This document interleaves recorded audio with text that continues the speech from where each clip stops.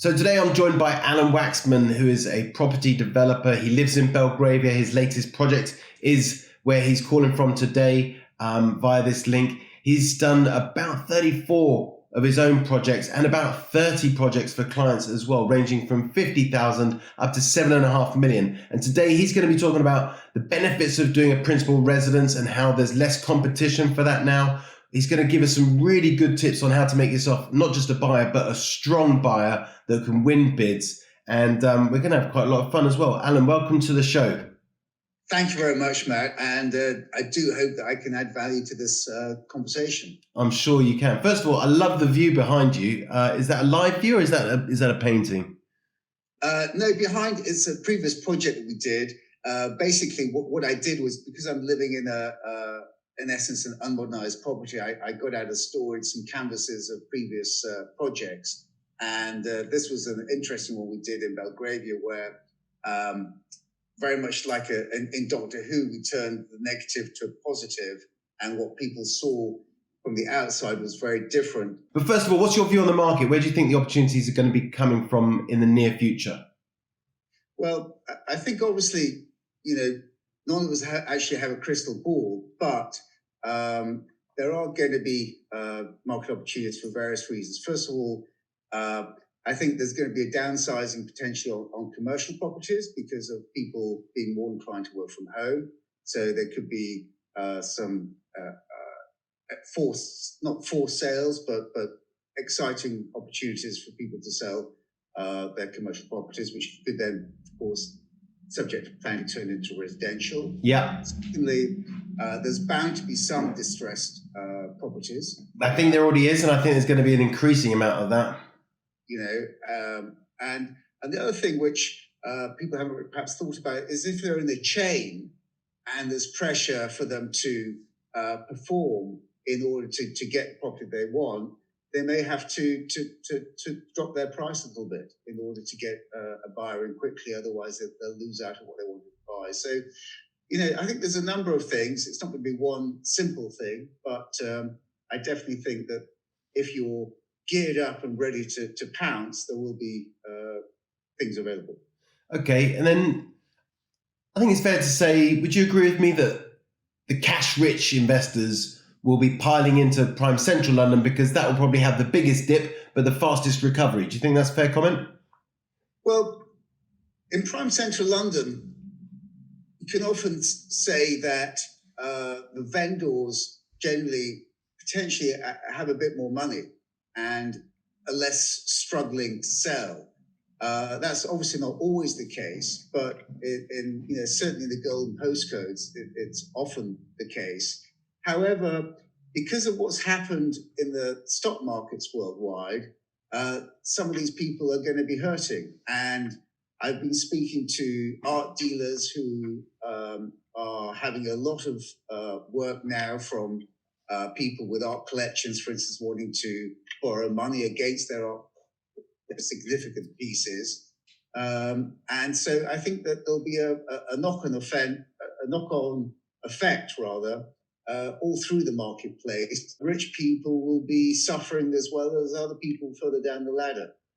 Yeah, I mean, values of everything have dropped for however long they're going to drop for, but they've definitely come down a bit, haven't they? Property, art, a lot of these luxury items as well.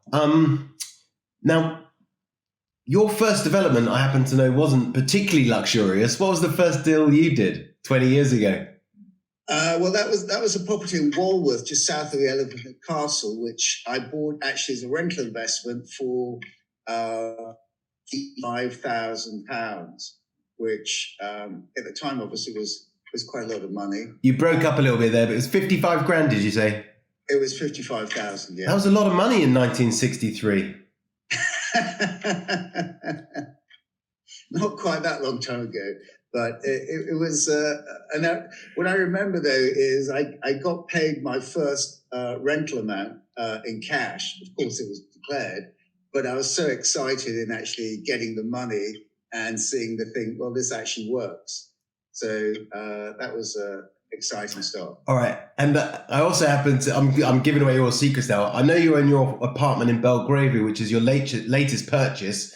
and something you're going to be remodeling. What sort of condition is it in at the moment?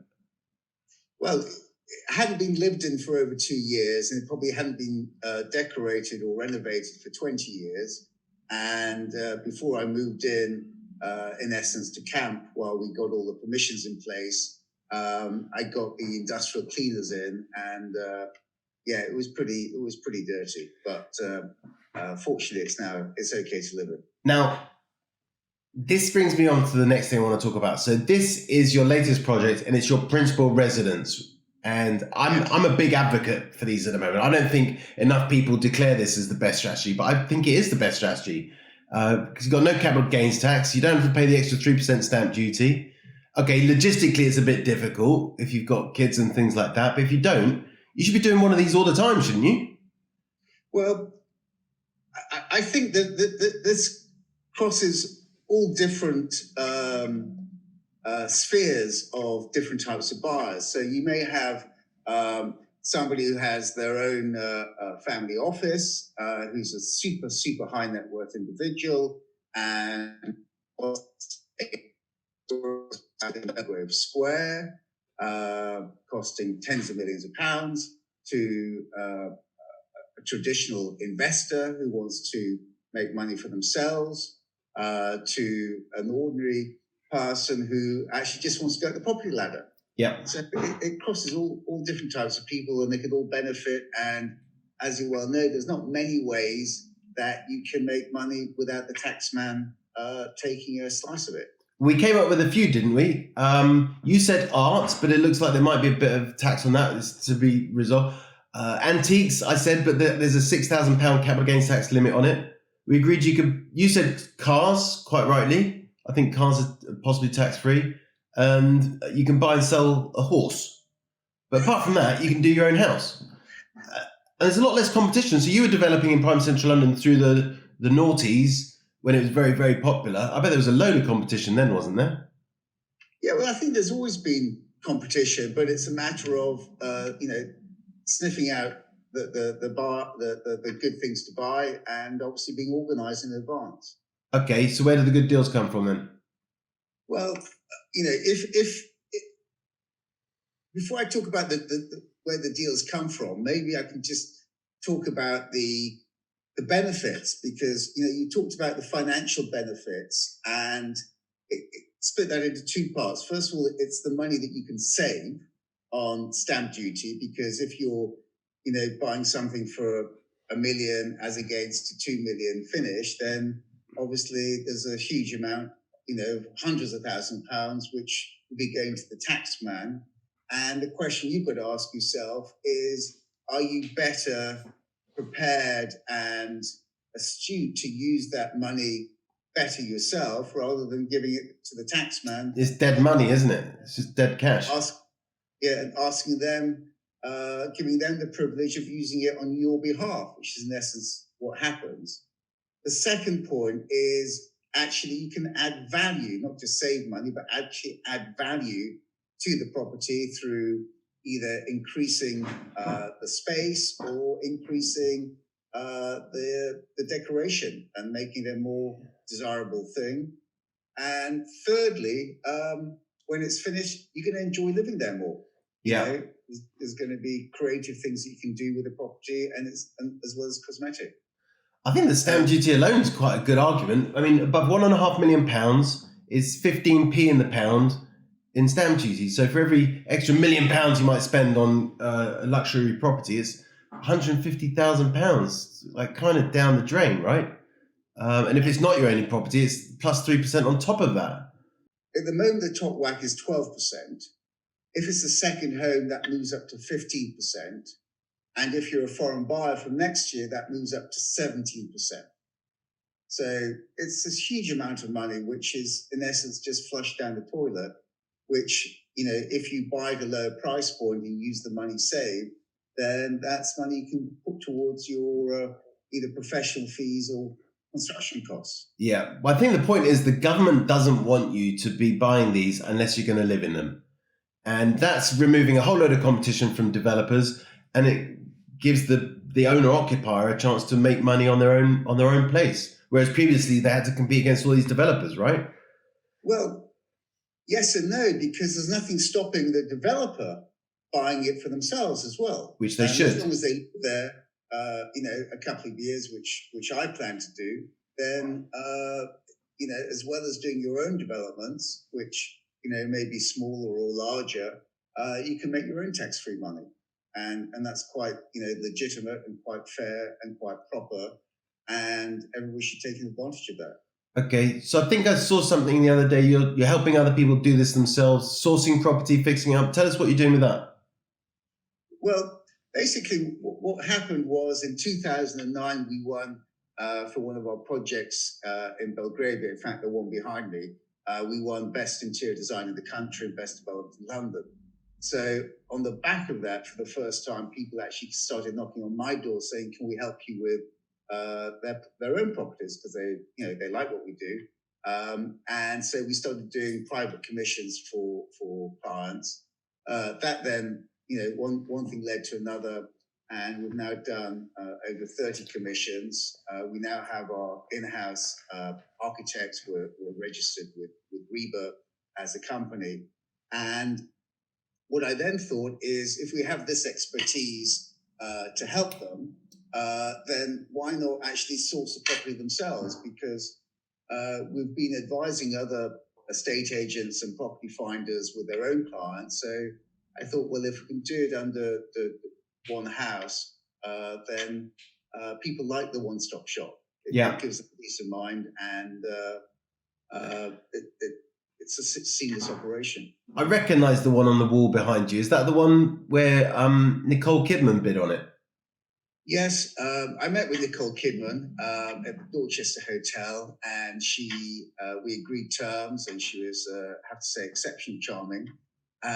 She then got pregnant and actually then changed her strategy. So she then stayed in Australia rather than buying a place here in London. And is that the one where you put the 10-metre waterfall in it? The water feature? I always say waterfall, but I mean water feature. Well, yes, it was. And one of the games that we like to play with property is how we turn the negative to a positive. And this was actually a good example, because this was a news house just near Hyde Park Corner in Belgravia. And it just had windows at the front of the property. So everybody who looked at it thought it was a dark and dingy house. However, what I did after I bought it, subject to getting the right permissions, we took out the rear corner of the property, put in a glass retractable roof, and then I put a 10.5-meter waterfall down to a Japanese Zen garden. So, of course. What else would you do? What else you do? And it was a little bit like in Doctor Who, you have the TARDIS. What you see from the outside is very different to what you see when you walk through the door. Okay. So I think you're going to give some tips on how to buy well and how to negotiate well. What did you want to share with everybody? Well, I think the first thing is where do you find the properties from? Because if you think, okay, this is a good idea, how do I go about it? You've got various options. First of all, you've got your traditional estate agents. Secondly, you've got the auction houses. Thirdly, you've got knocking on doors. You see an unmodernized property, you can either knock on the door if anybody's there, or contact the land registry. It costs, I think, about £3 to get the details of the owner, and sometimes, especially in central London, the owner may not live in the property. So it's very valuable information. Or you get a specialist company like ourselves to take the instructions from the client and then go out and hunt for the property on their behalf. The auctions are going to have some good deals coming up, aren't they? Sorry? There'll be some good deals in the auctions coming up. Auctions generally do. They from single homes in London, generally the cutoff point is, maybe below the million mark, generally speaking. So it depends on the type of property that you're looking for. So for a lot of people, that's already a lot of money. But for other people who are going up the ladder, then perhaps they have a bigger budget. Yeah. But the other thing that I wanted to talk about briefly is when you're looking to buy a property, you're often buying it through an estate agent. And let's say that the agent has a property to sell for £1 million, and let's say they're on 2%. Well, if they sell the property, they're going to get a £20,000 fee. Thank you very much. If, however, you are able to negotiate the property down to 900,000, obviously that's a massive difference for the seller, but for the estate agent, they lose £2,000. Their commission is still £18,000. Now, I know many estate agents work in the best interest of the seller, their client, but if you can position yourself to be a strong buyer, then you have a much more powerful leverage on your negotiation. Okay, so what makes a strong buyer then? Okay, so it's very simple, really. And especially for foreign buyers, this is really interesting because foreign buyers, if they've never bought before, they have to go through different money laundering KYC hurdles, and a lot of them find this a bit of a bore. But the way I like to put it is to actually turn that negative to their advantage. And what I mean by that is finding a lawyer in advance, going through this process. And if you're a UK resident, it's actually a little bit easier. But having your lawyer appointed in advance. So if you haven't got a lawyer, first thing is find a lawyer, get them to check everything that they need to check. And then what you do, if you're, for instance, looking to buy a property, just to keep the numbers simple, for £1 million, you lodge this client account, their escrow account, 10% of that. So that'd be £100,000. And then when you come to find a property that you want to buy, you actually don't put in the offer yourself. You actually get your lawyer to put in the offer on your behalf. Now, imagine if you are an estate agent and you get an offer from Joe Bloggs saying, "Yeah, I can buy it, and this is what I can offer," as against getting an email from a lawyer saying, "We act for Mr. and Mrs. Smith. We are in possession of 10% of the purchase price. We can exchange in such and such a time and complete such a time thereafter." It's night and day from the agent's point of view or the vendor's point of view to want to be interested in taking that offer very seriously. Yeah, I think you got to do all that, and well, certainly in a hot market. I think if there are vendors out there that want to sell today, they'll be biting your arm off for anything, right? Yeah, you got to get your ducks in a row, haven't you? You've got to get your ducks in a row, and there's the old adage in property. It's you make your money when you buy, not when you sell.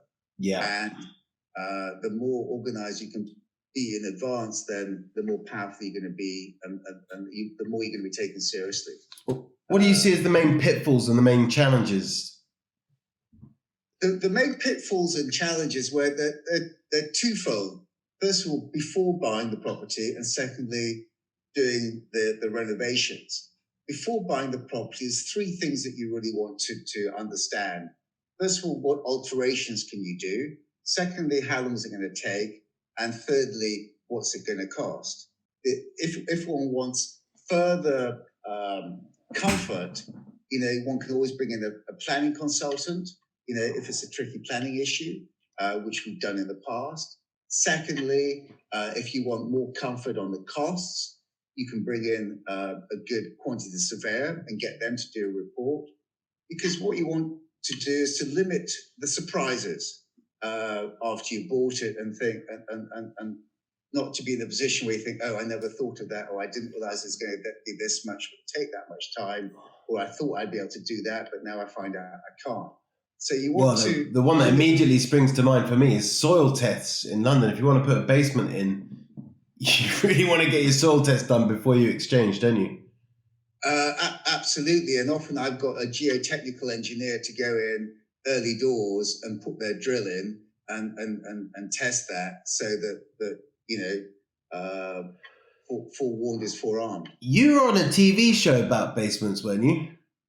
I was. It was called Millionaire Basement Wars, and I was the developer that they used on the program on a project, or based around the project we did in Notting Hill, which actually had a double basement, which of course was not a walk in the park, and we had various challenges with that. But my thing about the challenges, it's if you're doing a little one-bed flat and you have a poor team to help you and a poor builder, it's a nightmare. If you do a double basement on a large property, of course you're going to come across challenges, but if you have a good team, then you just sort them out as you go ahead. And the analogy that I like to use, if you allow me, is if you're designing and manufacturing a brand new luxury motor car, as companies do, they're building it in a new factory. And the thing that they have, which we don't have, is a prototype. So the nature of what we do, each property is like a brand new custom-made car. So the nature of the game is things, challenges, obstacles, problems, or issues. So at each step of it, you need to make sure you've got a fantastic team, and not to cut corners on the professional team, because they're there to watch your back, and also, of course, to keep the contractor in line. Next part is two questions. What's your best deal? What's your worst deal? The worst deal was probably a house I bought in South Croydon, where it wasn't an area that I knew. The contractor I got to do it, who came in with the best price.